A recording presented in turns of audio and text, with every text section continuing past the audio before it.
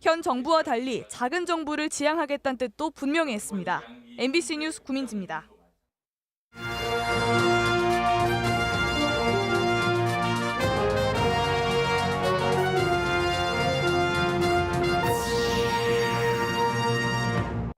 노영민 전 대통령 비서실장이 도지사 출마를 선언했습니다. 중량급 인사들의 이딴 가세로 충북도지사 선거가 격전지로 떠오르고 있습니다. 충청북도가 새 정부 국정과제로 요구할 현안 38건을 확정했습니다. 철도 관련 사업이 주목을 끌고 있습니다. 중대재해처벌법 사각지대가 여전합니다. 법 적용 대상이 아닌 현장에서는 기본 안전수칙조차 지키지 않고 있습니다. 금은방 주인이 고객 돈 수십억 원을 떼먹고 잠적해 경찰이 수사에 착수했습니다. 피해자만 30명이 넘는 것으로 알려졌습니다. 시청자 여러분 안녕하십니까? 계속해서 뉴스데스크 충북입니다. 충청북도가 발표한 오늘 코로나19 발생 현황 알아보겠습니다. 신규 발생 확진 환자는 5,093명입니다.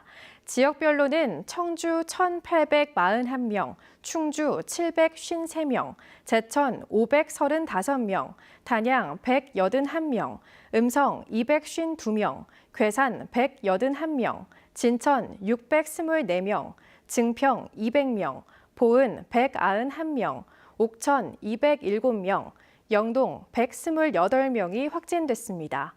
충북 누적 환자는 33만 6,121명, 누적 사망은 8명 늘어 405명입니다. 문재인 대통령 곁을 지켜 원조 친문으로 불리는 노영민 전 대통령 비서실장이 충북지사 출마를 선언했습니다. 중량감 있는 인사들이 출마하면서 충북지사가 이번 지방선거에서 전국적인 격전지로 떠오르고 있습니다. 김대웅 기자입니다. 민주당 노영민 전 대통령 비서실장이 충북지사에 출마했습니다. 청주 흥덕에서 3선 국회의원을 한 뒤 주중대사와 대통령 비서실장을 지낸 문재인 대통령 최측근으로 원조 친문 인사로 분류됩니다. 출마 선언에서도 이시종 지사와 함께 이뤄낸 12년의 성과를 계승하고 더욱 꽃피우겠다면서 능력과 경험을 강조했습니다. 유능한 도지사가 유능한 도정을 이끌 수 있습니다. 노영민은 충북 도정 발전을 위해서 가장 강력한 리더십을 보이겠습니다. 노 전 실장은 정권 초기부터 차기 충북지사 후보군으로 분류되면서 최근까지 당내에서는 경쟁 상대가 없다는 평가를 받아왔습니다. 노무현 전 대통령 사위인 곽상원 변호사가 충북지사 예비후보 검증을 신청했지만 인지도나 조직에서 크게 뒤진다는 평가를 받고 있습니다. 곽 변호사는 여전히 출마에 대해 공개 언급을 하지 않고 있는데 지역 정가에서는 문재인 정부 인사 공천 배제론과 연관해 전략 공천을 노리는 게 아니냐는 추측만 무성한 상태입니다. 국민의힘에서도 4선인 오재세 전 의원과 3선인 이해운 전 의원, 박경국 전 행안부 차관 등 중량감 있는 인사들이 출마 의사를 밝힌 상태입니다. 현역인 이종배 의원과 검사장 출신인 경대수 전 의원, 윤갑근 전 도당위원장 등도 조만간 거취를 결정할 것으로 보입니다. MBC 뉴스 김대웅입니다. 더불어민주당 정상교 충북도 의원이 충주시장 선거 출마를 선언했습니다. 정상교 의원은 기자회견을 열고 스펙 좋고 머리 좋은 사람들의 입신양명의 소가 뽑아준 뒤 낙선되면 다시 서울로 올라가는 악순환을 되풀이할 거냐며 고향을 지키고 충주를 바로 세우기 위해 출마를 결심하겠다고 밝혔습니다. 정 의원은 충주시도 시정을 잘못하고 무능하면 바꿔야 한다면서 먼저 충주 민주당의 세대 교체가 이루어져야 한다고 주장했습니다. 옥천에서는 황규철 전 충북도 의원이 옥천군수 출마를 선언했습니다. 더불어민주당 소속의 황규철 전 도의원은 충북 소방학교 유치와 체류형 귀농사관학교 설립, 소상공인 지원 확대, 친환경 농업 육성 등을 통해 인구 7만 명 자족도시 조성을 공약으로 내세웠습니다. 우크라이나 전쟁 등 불안한 국제 정세에 이 금 같은 안전자산의 수요가 커지고 있는데요. 이를 틈타 한 금은방 주인이 시세 차익으로 고수익을 남겨주겠다며 고객들을 유인해 수십억 원을 챙긴 뒤 도주했습니다. 피해자가 수십 명에 달합니다. 김은초 기자입니다. 청주의 금은방 밀집 지역. 한 남성이 인근 공사장에서 주워온 벽돌을 금은방에 던집니다. 전날까지만 해도 손님들에게 금을 팔고 사던 금은방이었는데 밤사이 주인이 종적을 감췄습니다. 고객들은 빈 점포를 보고서야 사기당한 사실을 알아챘습니다. 피해자 A씨는 금값이 치솟던 지난달 이 금은방 주인이 시세보다 싸게 준다는 말에 속아 금 187.5g 값으로 1,500만 원을 선뜻 건넸습니다. 이후 금을 사겠다는 지인들을 모아 9천여만 원을 더 건넸지만 골드바를 주겠다던 날짜를 차일피일 미루더니 결국 사라져버렸습니다. 케이스 만든 공장에서 또 확진자가 터졌다고 하더라고요. 그래서 늦어진다고 하니까 세 번째 전화를 했더니 핸드폰이 바로 꺼 있더라고요. 그래서 그때 샷자문이 내려져 있고 속에 안에 이렇게 금 봤더니 금 다 없어지고. 또 다른 피해자 B씨는 지난 한 달간 이 금은방 주인으로부터 골드바를 팔라는 전화를 50통 가까이 받았습니다. 시세보다 비싸게 팔아주겠다는 말에 속아 3천만 원 상당의 골드바를 건넸지만 금은방 주인이 사라진 걸 알고 하늘이 무너져 내렸습니다. 제가 8년 회사다닌 퇴직금이에요. 제가 하자고 했던 거니까 저는 힘들다 소리를 못하는 거죠. 이렇게 확인된 피해자만 수십 명, 피해 금액은 30억 원을 넘을 것으로 추정됩니다. 잠적한 금은방 주인은 최근 고수익을 미끼로 고객들을 끌어모은 것으로 알려졌습니다. 금은방에서는 금을 낭비할 팔 수가 없어요. 뭐 많이 나와야 분저 맞으면 뭐 마진이 조금 분당 1, 2천 원인데. 경찰은 추가 피해자를 조사하는 한편 잠적한 금은방 주인의 행방을 쫓고 있습니다. MBC 뉴스 김은초입니다.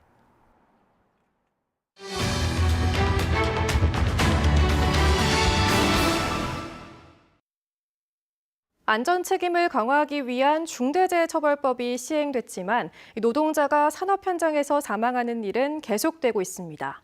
공사 금액이 50억 미만인 소규모 건축 현장은 여전히 법 적용 대상이 아니어서 특히나 위험에 더 노출돼 있는데요. 현장을 돌아봤더니 기본 안전수칙조차 지키지 않는 곳들이 많았습니다. 이지연 기자가 동행 취재했습니다. 상가 주택 건물 건설 현장. 노동자들이 안전모를 쓰지 않은 채 작업을 하고 있습니다. 건물 안이든 밖이든 작업자는 반드시 써야 하지만 지켜지지 않습니다. 안전모 받으셨어요? 안전모? 안에 지금 뭐 확인만 해러 왔대요. 수시로 오르내리는 계단에는 전선이 나뒹굴지만 난간도 없습니다. 창호가 들어설 공간 또한 뻥 뚫려 있지만 추락 방지 시설은 규정대로 설치되지 않았습니다. 높이가 90에서 120cm의 상부 난간대가 있고 그 중간에 중간 난간대를 설치를 하셔야 돼요. 여기 같은 경우에는 중간 난간대를 설치하지 않는 걸로. 다른 곳도 상황은 비슷합니다. 불편하다는 이유로 안전모를 쓰지 않고 이거에는 여기 공간이 부족할 때도 없을 근데 지금 난간도 없고 해가지고 10m 아래로 추락할 수 있는 옥상 끝에도 안전 구조물은 없습니다. 이렇게 노동자가 지나다니는 작업 발판에는 안전 난간을 2칸에 걸쳐 설치해야 하지만 보시는 것처럼 아무것도 없는 상태입니다. 관계기관에서 안전 발판 설치비를 지원하고 불시 점검에 나서지만 쉽게 나아지지 않고 있습니다. 7일 이내에 개선 조치 사진을 저희에게 제출토록 유도하고 있습니다. 개선을 하지 않거나 안전관리 상태가 굉장히 불량할 때는 고용노동부에 감독 요청을 해서 지난 2년 동안 충북 건설 현장에서 추락해 다치거나 숨진 노동자는 700여 명. 이 가운데 82%는 50억 원 미만의 소규모 현장에서 발생했습니다. MBC 뉴스 이지연입니다.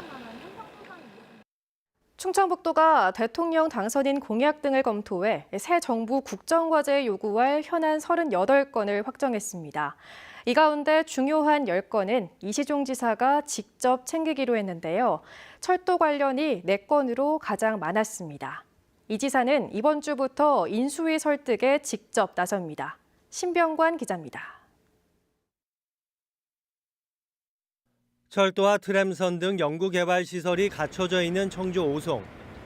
철도의 교차점이자 국토의 중앙으로 최근 신대중교통으로 각광받는 철도 산업의 적합지로도 꼽히고 있습니다.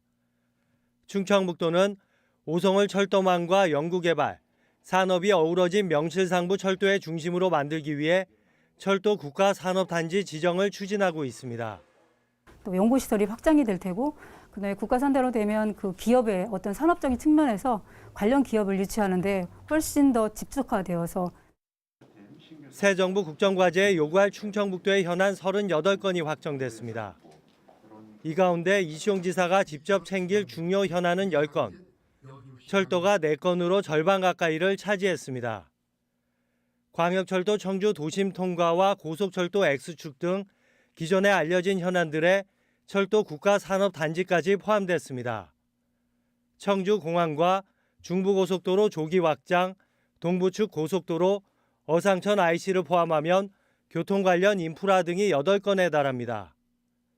여기에 카이스트 오송 캠퍼스와 AI 영재고가 추가됐습니다. 규모가 크고 우리 지역의 발전에 큰 계기가 되는 사업들은 지사님이 직접 챙기기 위해서 10가지를 선정해서 이시용 지사는 30일 인수위 부위원장과 만나는 것을 시작으로 본격적인 인수위 설득에 나서게 됩니다. 새 정부 국정과제는 다음 달 4일 초안이 나오고 5월 4일에서 9일 사이 확정 발표될 예정입니다. 앞으로 5년 어느 시도가 지역 현안 추진에 유리한 고지를 점할 수 있을지 한 달 남짓 치열한 경쟁이 예고되고 있습니다. MBC 뉴스 신병관입니다. 이장섭 청주 서원 국회의원이 박홍근 원내대표 체제로 재편된 더불어민주당의 원내 부대표에 임명됐습니다. 이장섭 의원은 14명으로 구성된 원내 부대표단 가운데 이정문, 강민정 의원과 함께 소통 부대표를 맡아 당내 소통과 원내 다른 정당과의 협력 등을 담당합니다. 원내 인선을 마무리한 민주당은 초재선을 전진 배치했고 견제 능력, 소통 역량 등을 기준으로 지역과 세대, 성별, 전문성 등을 모두 고려했다고 설명했습니다. 지방정부를 향한 시민들의 요구가 다양해지면서 함께 발맞추고 때론 견제할 지방의회의 역할을 강화하자는 얘기, 이제 전혀 새로운 것도 아니죠. 특히 날로 중요해지는 보건과 복지, 환경 분야의 전문성을 높이기 위해 충주시 의회가 상임위원회를 증설합니다. 허지희 기자가 보도합니다. 유해성 논란이 벌어진 발전소와 관련한 충주시 의원의 시정 발언. 다육신과 각종 인체에 유해한 분지는 다 누구의 폐 속에 들어가 있는 것입니까? 왜 하필 충주 시민이 피해를 봐야 합니까? 지방의료 악화의 원인과 대안을 모색하자는 목소리도 이어집니다. 충주시는 아무런 권한을 행사할 수 없다는 식의 논리에서 벗어나 충주 시민들의 건강권 보장과 양적, 질적 향상을 위한 행정적, 재정적 지원을 적극 검토할 것을 제안합니다. 이처럼 시민의 삶과 직결되는 보건 환경 문제는 지방의회에서 다루는 단골 분야. 하지만 인구 20만 이하 상당수 시군의회가 전문성 있는 주관 상임위를 따로 마련하진 않고 있습니다. 현재 충주시 의회도 운영위원회와 산업건설위원회, 행정복지위원회 등 3개 위원회로 구성돼 있는데 산업건설위원회에서 환경을, 행정복지위원회에서 보건복지 분야를 다루고 있습니다. 날로 세분화되는 시민 요구와 집행부 견제를 위해 의원들이 복지환경위원회 설치를 추진하고 있는 이유입니다. 네, 시대가 바뀌어가면서 아무래도 환경 부분과 또 복지 부분 이런 부분에 대해서 중요성이 점차 더 커질 거라고 예상이 되고요. 또 현재 예산 부분에서 봤을 때도 매년 늘어나고 있는 추세입니다. 그런 면에서 신설되는 복지환경위원회의 중요성이 좀 기대가 됩니다. 특히 지난 10여 년 동안 집행부의 실국과가 대폭 확대되고 다루는 예산이 수천억 원 이상 증가했음에도 의회는 27년 전 조직 그대로라는 설명입니다. 상임위 증설은 여야 할 것 없는 의원 전원 동의를 얻어 이번 임시회에서 의결 전 단계인 운영위원회를 통과했습니다. 집행부인 충주시로선 견제 강화가 달갑지만은 않기에 타 지자체와의 인원 정수 불균형, 증원 예산 등을 들어 처음엔 부정 의견을 냈지만 도시 규모와 기능 확대에 맞는 의회와 동반 전문성 강화 차원에서 단계적 검토로 돌아섰습니다. 충주시의회 복지환경위원회는 내일 본회의 통과와 다음 회기 운영조례 검토를 거쳐 오는 7월 1일 출범하는 9대 의회부터 모습을 드러낼 것으로 보입니다. MBC 뉴스 허지입니다. 남제천과 충주 수안보를 거쳐 괴산까지 주요 관광지를 연결하는 고속도로 신설 연구 용역이 시작됐습니다. 제천 단양 엄태영 국회의원에 따르면 중부권 내륙고속도로 사전 타당성 연구 용역의 시행 기관으로 국토연구원 등이 선정돼 1년에 걸쳐 최적 노선 선정과 타당성을 분석합니다. 윤석열 당선인 공약에 포함된 중부권 내륙고속도로는 소백 산맥을 관통하는 제천에서 남제천, 덕산, 수안보를 거쳐 괴산까지 연장 39.2km로 관광지 간 이동 편의성을 향상하고 중부 내륙, 중앙 고속도로와도 연결되는 구상입니다. 진천군 의회 장동현 의원이 충북 혁신도시가 걸쳐 있는 진천군과 음성군의 통합을 제안했습니다.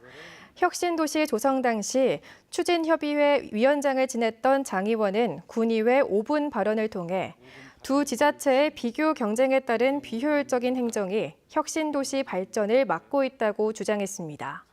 또 출장소와 건강생활지원센터, 도서관 등 유사한 시설이 진천 덕산과 음성 맹동 양쪽에 중북 투자 운영되고 있다며 지속 발전 가능한 혁신 도시를 위해 통합시를 추진할 시기라고 말했습니다. 방역 규제 완화 등에 대한 기대감으로 2분기 기업 경기 전망이 상승했습니다. 청주 상공회의소가 도내 기업 200곳을 대상으로 2분기 경기 전망을 조사한 결과 응답 기업의 전망치는 101로 1분기보다 3포인트 올랐습니다. 기업 경기 전망 지수가 기준치인 100을 넘으면 경기가 나아질 것으로 보는 기업이 많은 것으로 지난해 3분기 이후 처음 100을 넘어섰습니다. 기업 규모별로는 대기업이 108로 중소기업 101보다 높았고 수출기업이 103으로 내수기업 101보다 높은 수치를 기록했습니다. 이시종 충북지사가 나흘 만에 국회를 다시 찾아 6개월째 계류 중인 전통무예진흥법 전부 개정안 통과를 재차 건의했습니다. 이 지사는 해당 상임위인 문화체육관광위 소속 여야 국회의원 5명을 차례로 만나 세계무예 마스터십위원회 WMC의 국가 지원 필요성 등을 설명하고 협조를 당부했습니다. 지난해 9월 이모경 의원이 대표 발의한 개정안에는 WMC에 대한 국비 지원 근거와 전통무예 실태 조사, 교육 지원 관련 규정 등이 담겨 있습니다. 국회에서는 내일 해당 법안에 대한 공청회가 열릴 예정입니다. 6.25 전쟁 당시 단양군 영축면 곡개굴에서 희생된 민간인 유해 발굴이 71년 만에 진행됩니다. 단양군이 오늘 개토제를 연 영축면 상리 지역은 진실화해위원회가 희생자 유해 발굴 관행지로 분류한 곳으로 충청북도와 단양군이 1억 2,500만 원을 들여 다음 달 말까지 발굴 작업을 벌입니다. 충북 소식 마칩니다. 시청해주신 여러분 고맙습니다. 컬링 대표팀